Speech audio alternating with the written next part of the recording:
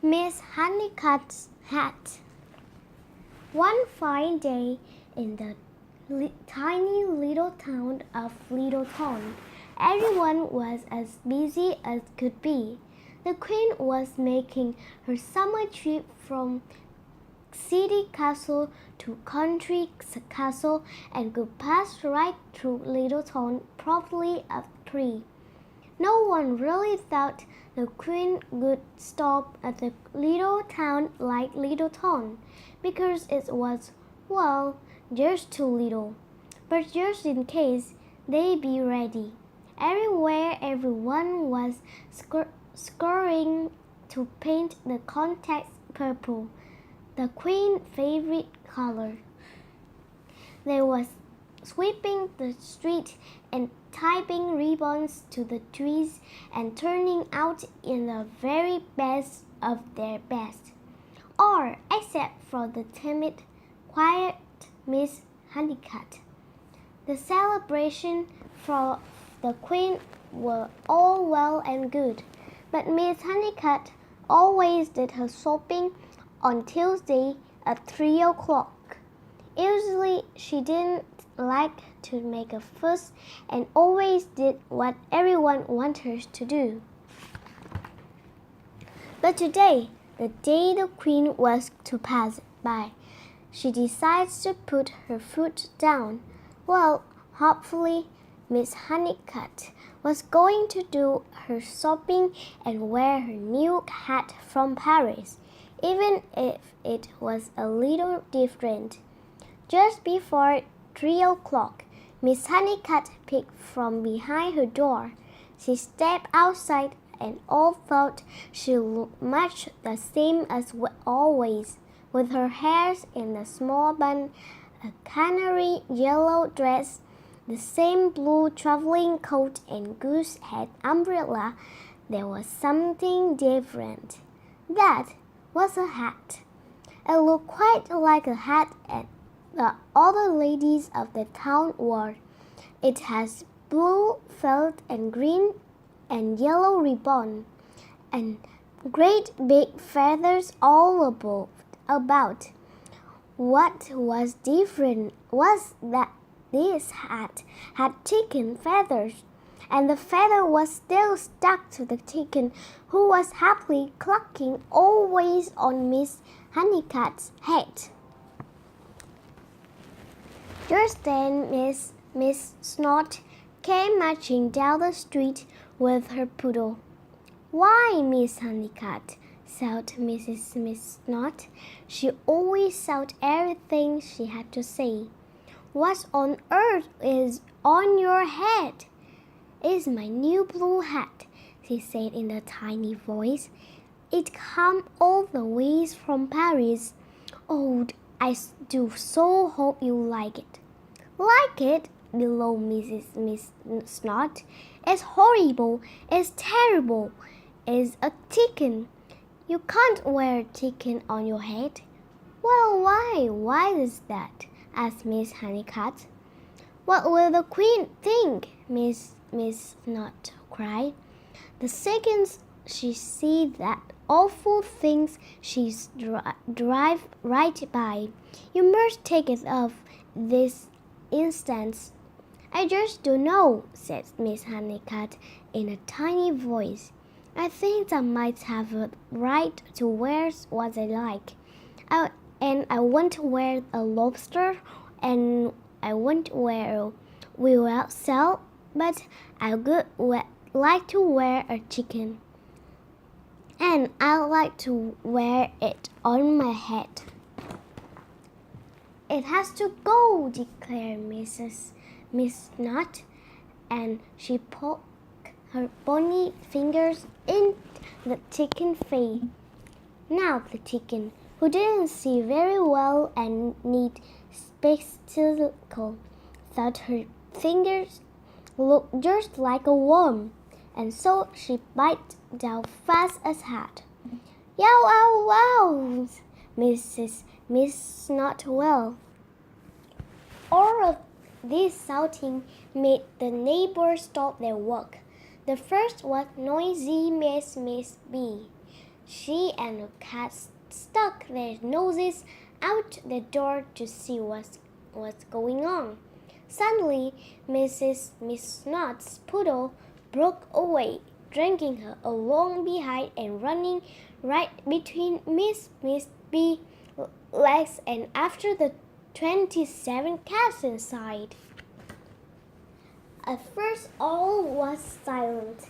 Then 27 cats with 27 meows leaped through windows and doors and ran right up the old apple trees in the yard. Miss B skipped a jittery jig around the tree.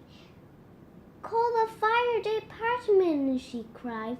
"Call the Navy. Tell them my babies are up the tree." The fire department come right away, but just next door the ever-nervous Miss Wimble was taking a bath, and so when she heard the fire truck sirens, she just knew her house has to be on fire. "Fire! Fire!" she screamed. Then she grabbed the shower curtain around herself and leaped out the window, right into the fire chief's arm. In Miss Wimble's hurry, she had forgotten to turn off the water. First one drop, then two, then a trickle, then a waterfall began to rush out the window. Soon mud was running from a garden into the road, and everywhere people were sleeping and falling. Now it should be said that the people of Little Town could be very stuffy. They believed that you had to dress their way, or there was something wrong with you. And so when tale of Miss Hunnicutt's taken had spread throughout town, everyone hurried to gather around her. Now all were as mad as they were muddy. The Queen was due any minute, and everything was going wrong. What else could happen? They asked each other. Miss Coriander, head of the refreshment committee, looked up the courthouse clock and then down Piccolo Street. Sure enough, the baker's truck was coming with a 12-foot-high cake, and then the truck with the raspberry soda was coming down the other end of the street. Each driver was so surprised to see a woman with a chicken on her head that he forgot to look where he was going and slid in the mud.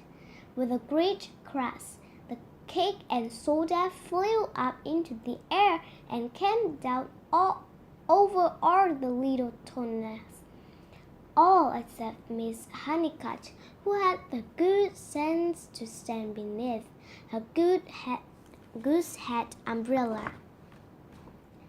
"Just look at us!" cried one of the in the crowd. "What will the Queen think?" said another. "She'd be here any second," one the third.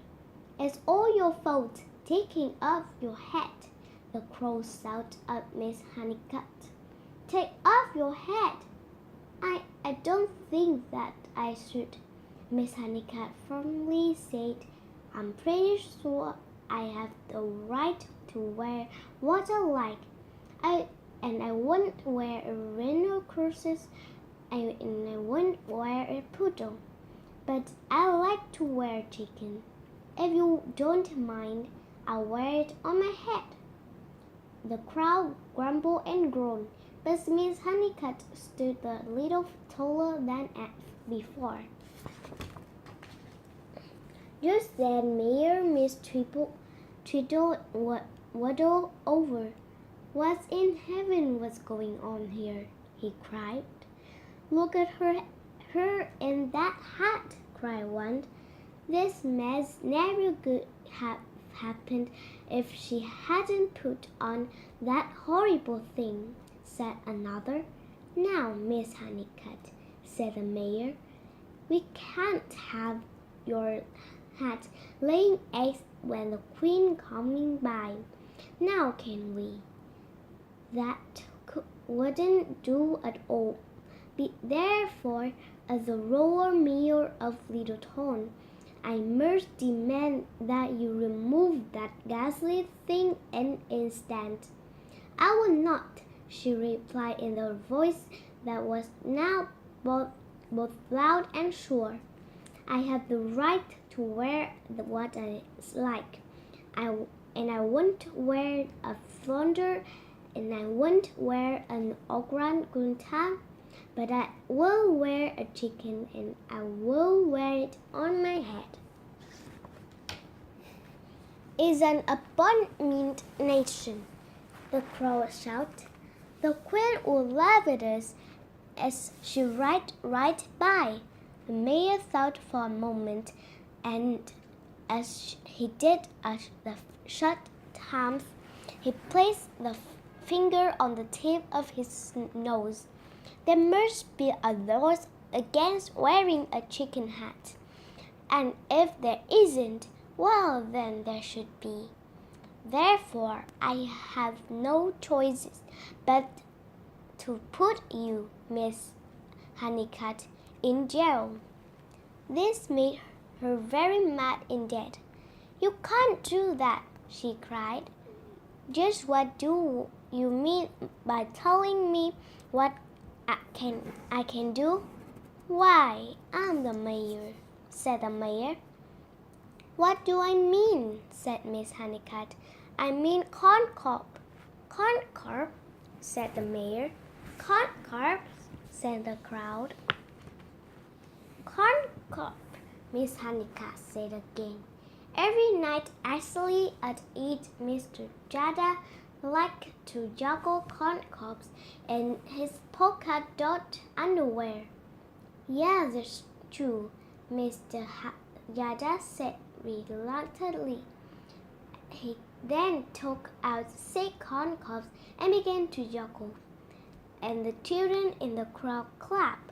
Now, Miss B, continued Miss Hunnicutt, she talked to her cat like they are people and dresses them up in clothes, and they were very well dressed indeed.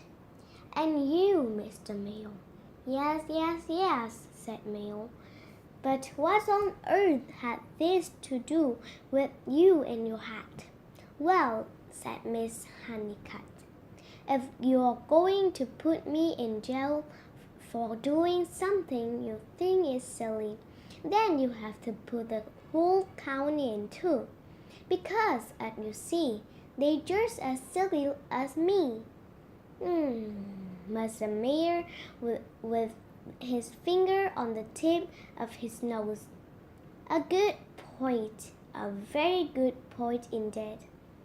Just then the clock struck 3 and the boy called down from the tower. Here she comes! Here comes the queen! The mayor rushed to stand at attention beside the road. Behind him was a little tuba and tambourine band, the ladies' snuggle club, the gentlemen's yodeling society, and the townspeople. And all the ways in the back has Miss Hunnicutt and her chicken hat. Everyone waved in hoorays and hooray as the longest, blackest, silentest automobile anyone had ever seen was down Main Street. And just when it seemed as thought the Queen was going to whisk right by as always, the auto suddenly stopped. Then 7 royal birds leaped about like cats to help her out. The little Tonats gasped at the sight of the Queen. She wore a purple velvet cap a dress that seemed to be woven from thread of sunlight, and slippers covered with wet and fallen stars. The queen marched past the mayor. She marched past the tuba and tambourine band, the ladies of the club, and everyone else until she stood before Miss Hunnicutt. The crowd whispered and wondered how the queen would punish her for wearing so hateful a hat. A minute passed, and the queen clapped her hand 3 times. The royal lord jumped into the auto, and everyone bent their neck trying to see what was happening. At last they came out, gallantly carrying the queen's hat. The little Tonas could not believe what they saw. It was a red hat, with festoons and yellow ribbons and tiny pink roses.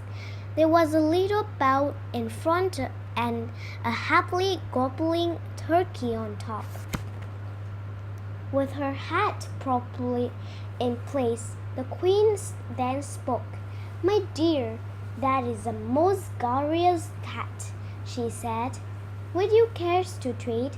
Miss Hunnicutt looked her right in the eye.